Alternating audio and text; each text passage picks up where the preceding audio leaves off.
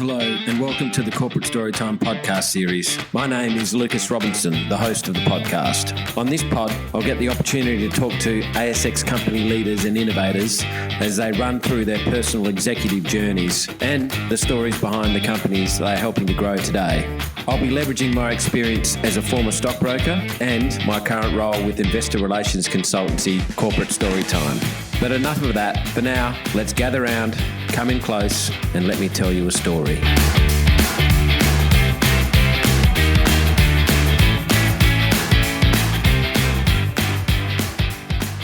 Thanks for joining another episode of the Corporate Storytime podcast. It's a pleasure to have Great Boulder Resources Managing Director Andrew Paterson with me today. Great Boulder is listed on the ASX under the ticker GBR and is primarily focused on exploration at the company's flagship Sidewell Gold Project near the township of Meekatharra in Western Australia's Murchison region. Over the last few years, Great Boulder has made several gold discoveries at Sidewell and has defined an impressive mineral resource of 668,000 ounces of gold, grading at 2.8 grams per tonne. Andrew, I know you're originally a boy from the bush. Was it the opportunity to use your brain and work in the outdoors that attracted you to a life in geology? Yeah, it was. Thanks, Lucas. It literally was. I grew up in the Pilbara on a cattle station south of Roebourne, which was resumed by the government for the Harding River Dam in the early 1980s. So my family and I moved down in 1982 at the age of 10 years old. So giving my age away there. Went to high school. Years have been kind, mate. Went to high school here in Perth, and then during that time I was considering what career might keep me outdoors and hold a bit of interest, and so kind of fell into the study of geology at the School of Mines in Kalgoorlie, which has been something, fortunately, despite a lack of planning in going into that course of study, I've really enjoyed it. I've been in the game now for 30 years and loving it. Yeah, and I know that you've got a pretty diverse sort of level of experience, both within a mining context and pure exploration. Where has the job taken you over the course of your career? Well, initially I spent a long time around the goldfields around Kalgoorlie, Coolgardie, Kambalda, largely underground actually, in production roles, which I really enjoyed, and I still do enjoy going underground. It's one of those things, you either love it or you don't, and fortunately I loved every minute of it. So I didn't travel too far afield, and then sort of gradually moved up the ladder, I suppose, until I was in a management role in Mount Magnet for Harmony Gold, running all their production and exploration between there and Big Bell in 2004. So I suppose in that period I'd gone from graduate to geology manager. In more recent years, I ended up exploring on Midsummer Island in New Guinea, which was my first taste of expat experience, and that was really interesting. I really enjoyed that. Travelling over there all the time from Perth was kind of onerous, but being on the ground there and working with the local people, getting involved in tropical exploration was really interesting. I must admit, in hindsight, I wasn't very good at it because I went over there with an Archean gold point of view, and into epithermal tropical systems. It was completely different, but had a lot of fun. It was good times. And what was that project? I mean, what commodity was it, and what was discovered? Gold primarily, with a little bit of copper, but it was an existing mining operation that had been closed by Placer and Barrick in the early 2000s, and on the island of Midsummer, which was about halfway between Port Moresby and Bougainville, out on the island chain there. And really big. They'd mined, I can't remember, a couple of million ounces, I think, and there was, depending on the cutoff, there was between 2 and 3 million ounces remaining there in resource, quite low grade, but very large over strike length of about 9 k's. So it's quite an interesting challenge. Different in all respects to exploring in Meekatharra, where everything's flat. So on Missima, nothing's really flat. And dry. And dry. Yeah. You're kind of dealing with 2 or 3 metres of rain per year on Missima. Very challenging topography and using small, basically man-portable diamond rigs.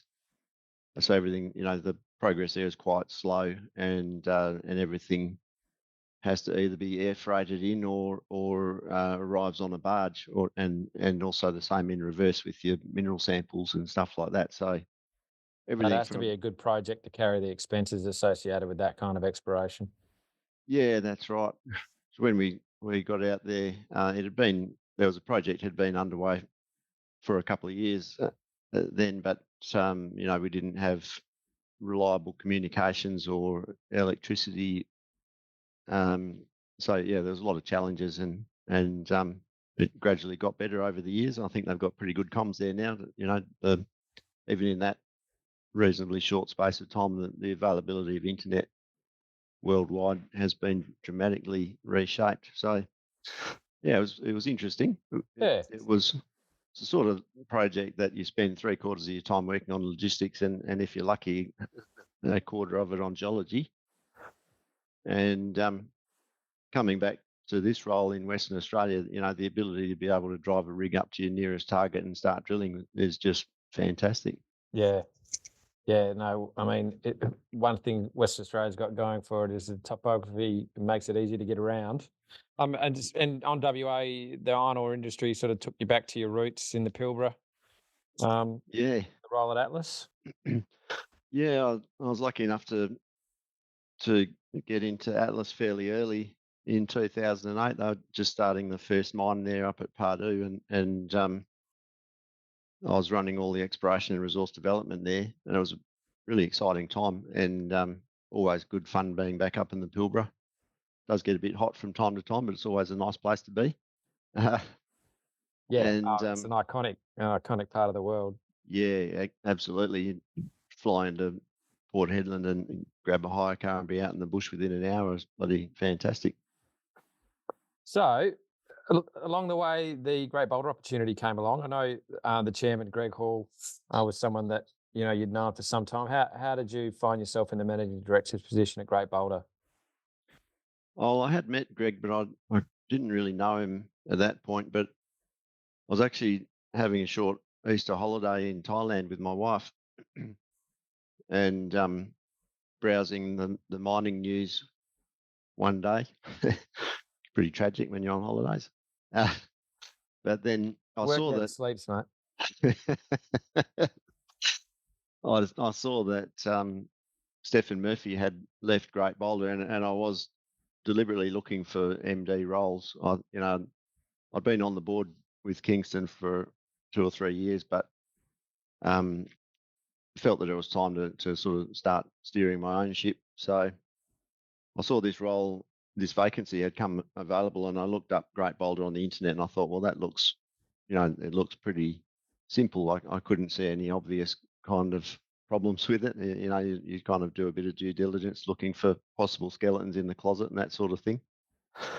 But it all looked pretty good, and the projects up at Yamana looked like they had legs. So when I got back to Perth, I actually rang Stefan and I said, "Oh, this is a bit unusual, but I'd like to apply for your role." And he said, "Okay, we'll send your contact details through, and I'll pass them on to Greg." And Greg, being generally a man of few words on the phone, he called me up a couple of days later and said, "You available for an interview?" And I said, "Yep." And he said, "Righto, 10 o'clock Thursday." And I said, "Yep." And he said, "Right, see you there." So went along, met the board, and that was that. So rest is history. So by this stage, the company had been a couple of years in existence as an ASX listed entity. Yeah, that's right. It listed in late 2016. I joined in mid 2019. They'd had an interesting history, made 2 big discoveries up at Yamana, nickel sulfide or nickel and copper. unfortunately, by the time I got my feet under the desk, there wasn't much money in the bank, and the projects were getting a little bit tired. So I kind of rapidly decided it was time to bring in a bit of gold potential and see what we could do with that. Hence the Sidewell project that's now become the primary focus for the company. Yeah, that's right. Initially, Dan Doran, my exploration manager, and I spent the first couple of months, kind of putting together a bit of a shopping list before we went up to Diggers in Kalgoorlie in the August. And so we had a list of people that we wanted to talk to and talk about specific projects. And we came back with the Whiteheads project near Kalgoorlie. And that was it was quite an important little stepping stone that enabled us, firstly, to recapitalise the business. I went over east and did a roadshow and managed to bring in some more funding. Then along came COVID at the start of the next year. So that actually presented another opportunity for us, because we literally had nothing else to do. We were sitting in the office thinking, well, what else, what can we do? So we spent another couple of months on the internet looking for other gold opportunities and came up with Sidewell. So it's funny how these things work, because we looked all over WA specifically and all over Australia to some degree, and ended up coming back to a project that was with the same joint venture partner, Scott Wilson, there from Zabina. And there wasn't really a lot to go on with Sidewell initially in the data that was there, but we felt that it had enough legs that it was worth a look. So we took a fairly cautious approach with an option to explore it for up to 2 years. Long story short, I suppose the rest is to some degree history, because it's just an absolute belter of a project. And I'd love to say that I knew it was there all along, but it's taken a while to figure it out. Yeah, it often does in exploration. There was some, and there's been some announcements on the ASX that have alluded to some historical work done in the mid-80s on the project by Esso that were never followed up for reasons unknown. Was there anything else, in terms of historical exploration work that led you to the opportunity? Initially, the main interest was around the Mulga Bill prospect, which had been originally drilled by Western Mining, I think around the same season that they first drilled Andy Well and discovered Andy Well. So Western Mining had most of that belt at the time in the mid-90s. They formed a view that their hurdle for ongoing work was the opportunity for a 4 million ounce discovery. So they then formed the view they weren't going to find one, so they moved on. And the JV partner, Scott, held onto the ground with a minority interest one way or another for about 30 years before we came along. But and in the meantime, Scott, was involved with Andy Well himself. Yeah. In conjunction with Dore. Yeah, that's right. So he got Andy Well back from Western Mining and had it for a few years, then did that deal with Dore in, I think, 2009, and that was extremely successful, very high-grade little mine there. So Dore and Scott did well out of that. Dore drilled Mulga Bill a little bit with Aircore and RC drilling in between 2010 up to 2013. And so we had a few drill hits in Mulga Bill, and we thought, well, that's an obvious place to start. But it's basically an alluvial, almost like a floodplain. It's very, very flat, covered in sand. So we did the standard thing. We raced out there with an RC rig and chucked in a dozen holes around existing Dore intersections. I think the best previous result was 10 metres at 3.35. So good number, but not spectacular. Well, you've drilled much higher eye-catching numbers than that since that time. Yeah. But we got the results back, and the first thing we thought was, oh shit, it's there's a bit of gold there, but it's not where we thought it would be, and it's all looking a little bit more complicated than we expected. So we went right back to first principles and started looking at anything we could to figure out where the gold was. If you imagine you're on top of a flat plain, the depth of weathering is about 100 meters below you. You can't see anything. There's no visible geology or magnetics. So stabbing in RC holes, just hoping for the best, clearly wasn't going to work in the short term. So we started using geochemistry, air core drilling down to the top of fresh rock, taking a sample of the fresh rock, using the geochemistry to contour mineralization associated with the gold. And that was where Dan actually first realised there was an association with bismuth, and he sent some initial numbers off to Scott Halley, who came back, within sort of 5 minutes saying, "Holy shit, that's a pretty strong bismuth anomaly." So just for reference, Scott's a pretty world-renowned geochemist. Yeah. Scott's not a big fella, but he's got a brain, that requires an air-cooled fan. He's people call him the professor, but he's just a brain on legs. He's an amazing guy and a good friend of the company. Yeah, and so his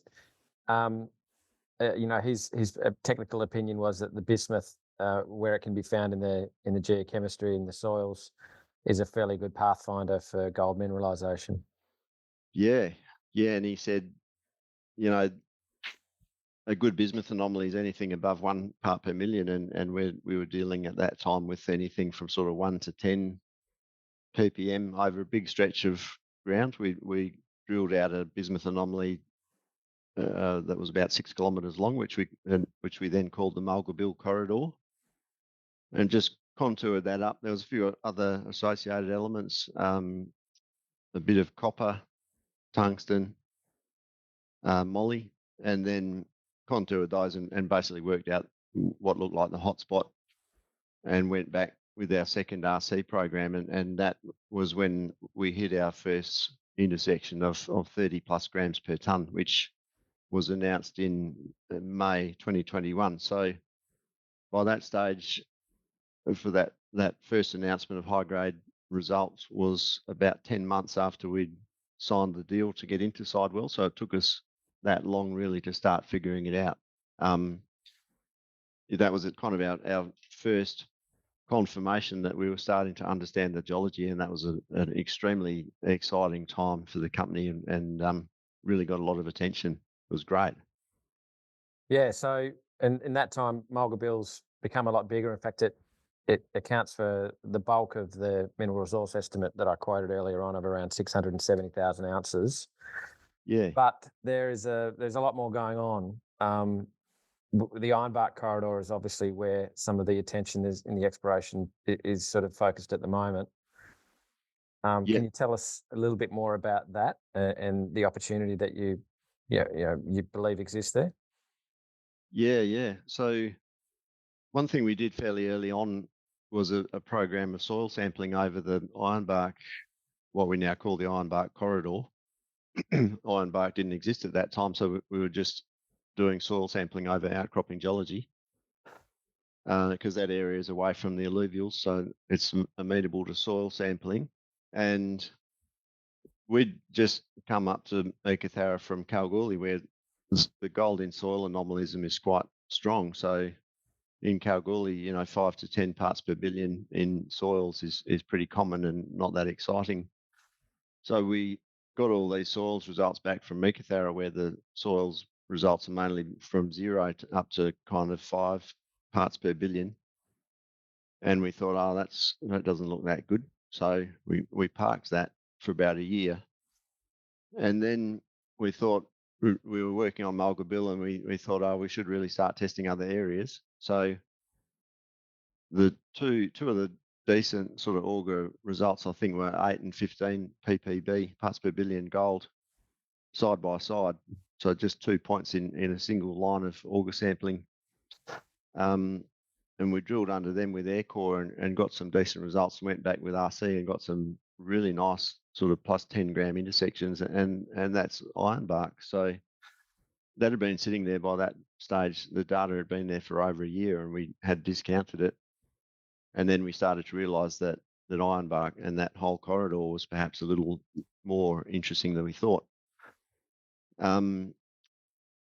We looked at the geochemistry again, looking at the chemical associations, realised that it was a different style. It was really just gold on its own. So more orogenic or structurally related mineralisation. More Steeply common dipping. to the sort of geology you might see around Kalgoorlie?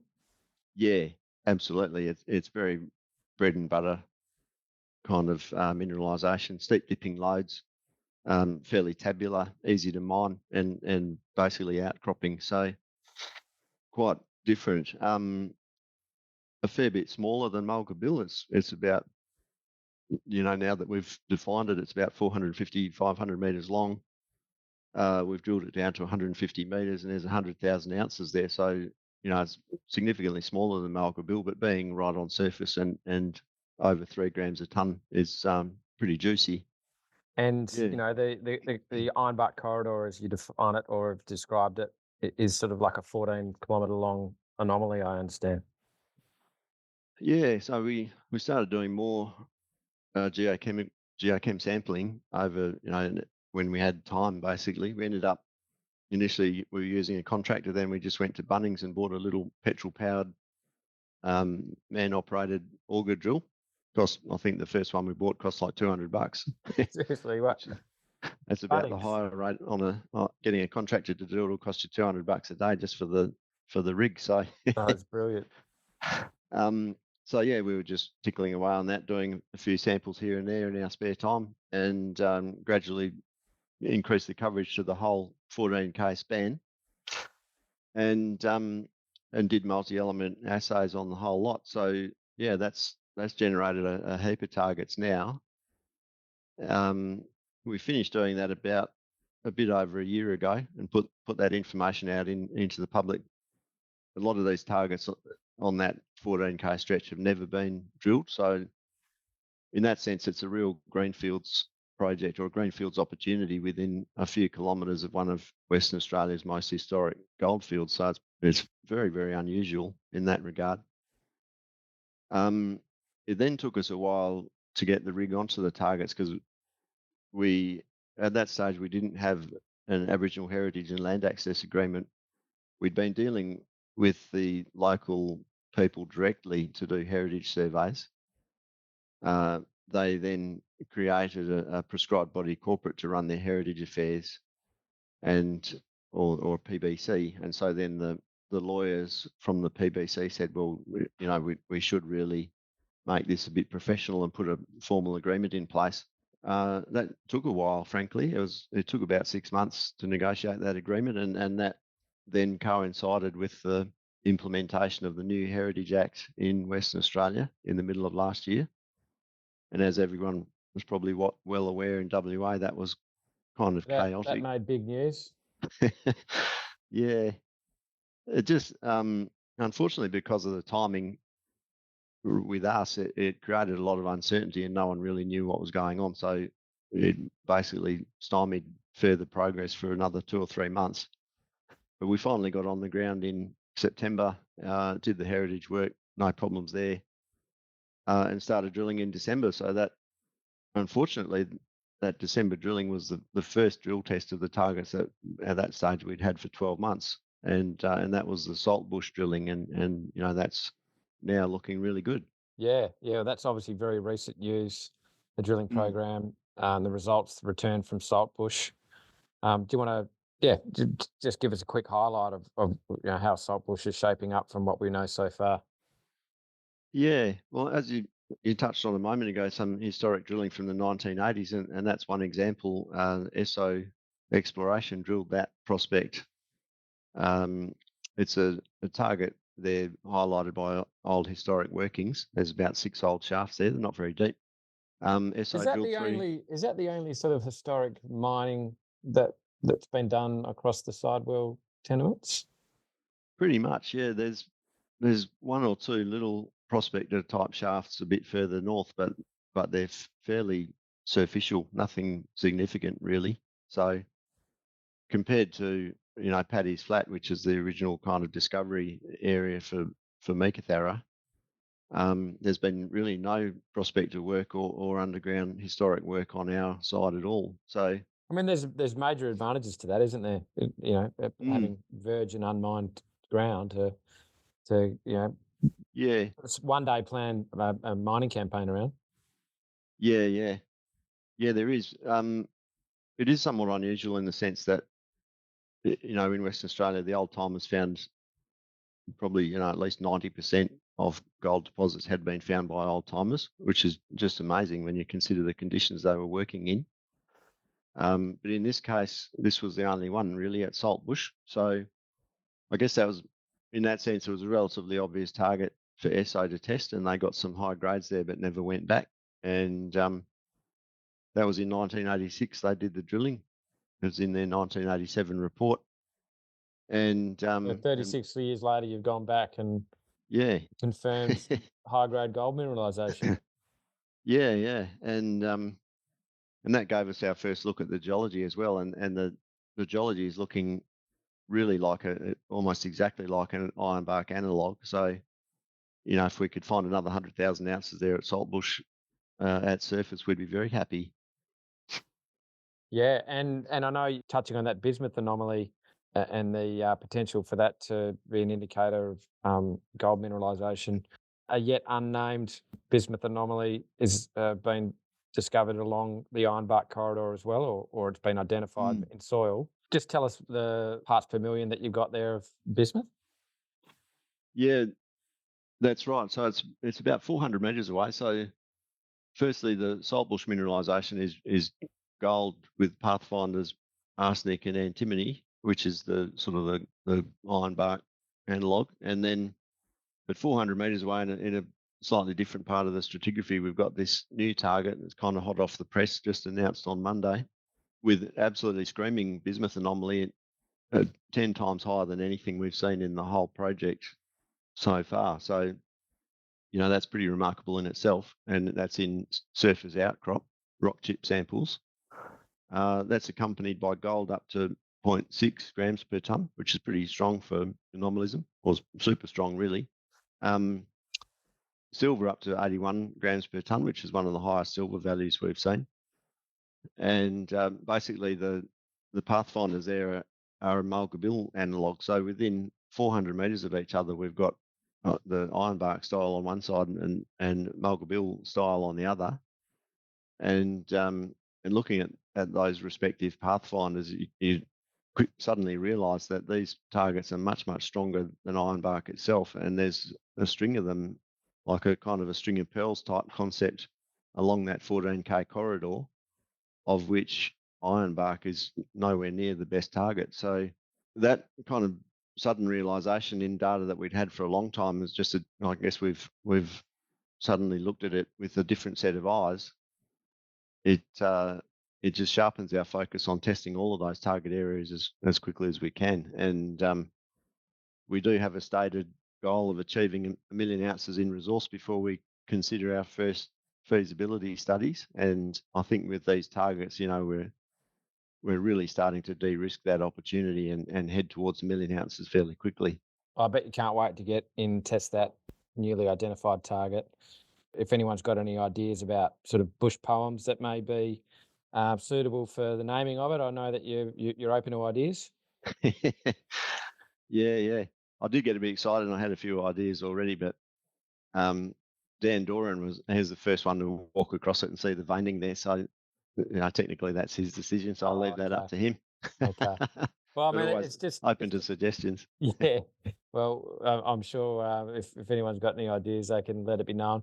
And what you've just talked about there is just one target of so many that regularly being identified, and it's clearly a highly mineralized, high grade gold system. So that's extremely underexplored. So I can see why you and Dan and the exploration team are so excited about the opportunity. And you're really getting some runs on the board from your work over the last few years as well. Just into the region, you're pretty close to Meekatharra. What sort of benefits does that bring Great Boulder?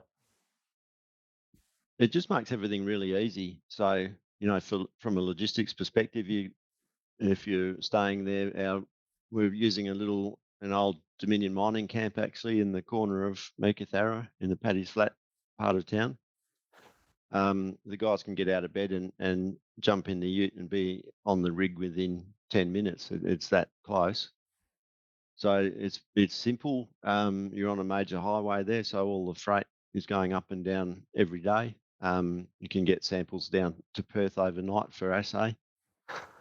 There's reliable electricity, water, internet, phone, all that sort of stuff. It just makes everything very easy to coordinate. And then you've got all the support infrastructure like, housing and shops and groceries and fuel and all the things that you need just to run a drill program. So it's really, you couldn't ask for a better location. I guess we had come to that, been working out of Cal for a year or so, but prior to that, we were working out in the Yamana Belt, a fair way east of Laverton, and that was, from a Western Australian perspective, that was a little bit the opposite extreme where everything was self-supported.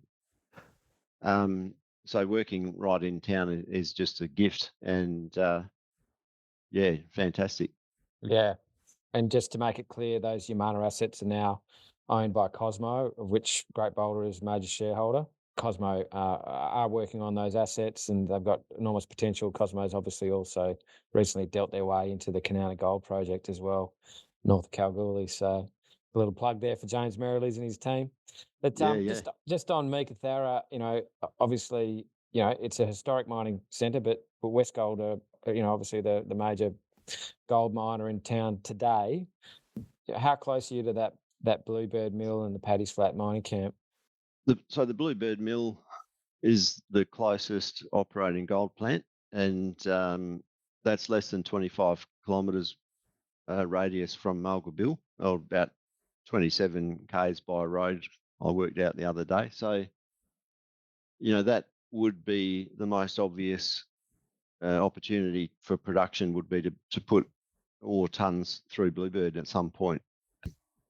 So that's quite an interesting conversation, and there's obviously a lot of people keeping an eye on that, given the respective growth of the junior companies around that Meekatharra area. So it's a pretty interesting dynamic at the moment. Everyone's kind of trying to keep an eye on it and figure out who's going to be the first one to go. I mean, and Westgold have shown that they are prepared to try and buy assets as well. They haven't always been successful in those attempts. And clearly, M&A is not something that they're, frightened of. No, that's right. Probably my view may be a bit contrary to a lot of people because I don't think Westgold are going to do anything in the immediate or near future. And, we have a pretty good relationship with Westgold, particularly at an operational level. We sort of collaborate quite well with their guys on the ground. And I've also had a conversation with the managing director, Wayne Bramwell, who's a really nice guy, very smart operator. I think he's pretty busy, demonstrating the value in his own assets and probably not overly fascinated with the idea of buying juniors right now.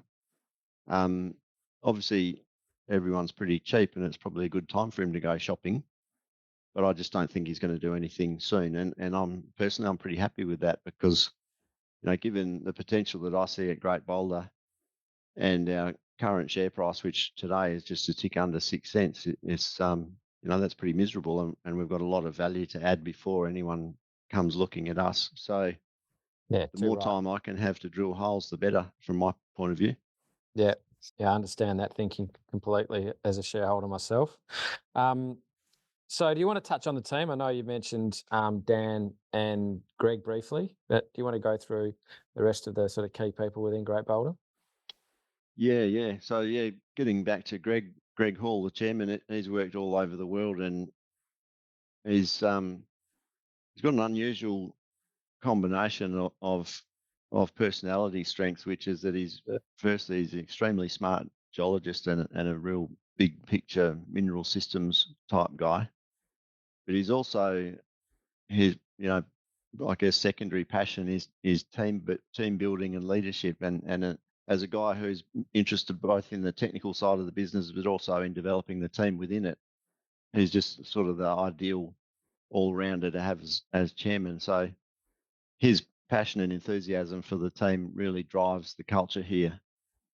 And everybody here, I think, is thriving in that culture that Greg embodies, which is quite unusual and presents in itself a great opportunity for us. I've spoken about me, the other two non-exec directors, Melanie Layton, who's the CEO of Titan Minerals. So she's a geologist with considerable experience in exploration. She's a great non-exec director. Her geological and corporate nous are very valuable. And Karen O'Neill, who comes from more of a commercial and compliance background. And we deliberately recruited someone with that background because the other three of us being geologists, we wanted someone a bit more sensible to keep us on the straight and narrow. So, that kind of diversity. Very wise. Diversity of opinions and of skill sets, I think, makes us a better board and makes for better decision making. And then that's rounded out by Mel Ross, the company secretary. So 3 women, 2 blokes on the board, which is unusual for a company our size, but it's a really strong, cohesive board on the one hand, but we don't all have to agree with each other on the other. So I think that's a good dynamic to have. Dan Doran running the exploration, so he's kind of our recruiter in chief and upsets all of our recruitment mates because he manages to get people off the plane out of the UK quicker than anybody else. So we've managed to recruit some very smart young geos, particularly masters grads from the Camborne School of Mines. And we've had everyone here on board now for at least a year, going on 3 years. Dan's been here probably 5.5 years, and myself 4.5 years. So we've got a reasonably long-serving team now. Technical team at the moment is about 7 people. So that's about the ideal size for running drill programs, single rig drill programs, and running people in and out of Meekatharra on a roster. So it's working quite nicely. Yeah, from what I've seen, it's a young, energetic team with an exciting project, and they've got really good camaraderie between each other. Yeah, they do. And, drilling in Meekatharra in the summertime is pretty challenging and presents a specific set of safety hazards that are mainly weather related. So, the risks around having people working in 46-degree heat are significant, need to be managed. And when you're dealing with people who aren't quite graduate level but are pretty close, you need to get them used to those conditions and how to manage themselves, how to manage their work effort and get home safely every day. And happy to say everyone's been doing that really well, and now they've gained a couple of summers experience. They're getting better and better all the time. Brilliant. Well, in March, when it's very late February now, it'll be 3 years that Corporate Storytime's been working with Great Boulder, which is, I've really enjoyed seeing the company grow. In my opinion, Sidewell is one of, if not the most exciting gold exploration project of any company on the ASX. So congratulations on what you've done so far. There's just a long way to go, I know, but you're onto a company making project at Sidewell, and I think you're going to have the satisfaction one day of sitting back and seeing a very profitable gold mine developed on this tenement. Yeah, I think so. I totally agree, mate. And as I said before, I've been in the game for 30 years, but I think this is kind of one of those possibly once in a career kind of opportunities where you get something like this with a small, dedicated and passionate team. And one day we'll be standing in the gold room, and I'm sure Scott Wilson will be there, and we'll all be holding the first gold bar, and it's going to be a pretty happy day. Bloody oath. Good on you, Andrew. Thanks so much for the chat, mate. I enjoyed it. I really enjoy working with you and your team, and keep going. Thanks very much. Thanks for the chat. Thank you for listening to the Corporate Storytime podcast. We're really trying to build our audience for the podcast and aim to deliver regular episodes of our chats with executives from some of the ASX's most interesting companies. If you enjoy the show, please share it with your friends, follow the podcast and give us a like wherever you download it. And if you have any feedback, please drop us a line at info@corporatestorytime.com. Thanks and all the best.